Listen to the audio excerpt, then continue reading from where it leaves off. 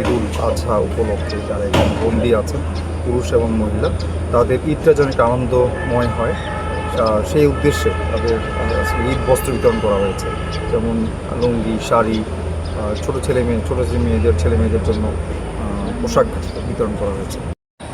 প্রতি বছরের ন্যায় এবার পবিত্র ঈদুল আজহা উপলক্ষে আমরা অসহায় বন্দীদের মধ্যে জেলা অপরাধী সংশোধন ও পুনর্বাসন সমিতির উদ্যোগে এবং জেলা প্রশাসক মহোদয়ের প্রধান অতিথির মাধ্যমে আমরা 100 জন পুরুষ বন্দীকে লুঙ্গি, 30 জন মহিলা বন্দীকে শাড়ি এবং 3 পিস প্রদান করা হয়েছে এবং 3 জন শিশুকে ঈদের জন্য জামা প্রদান করা হয়েছে।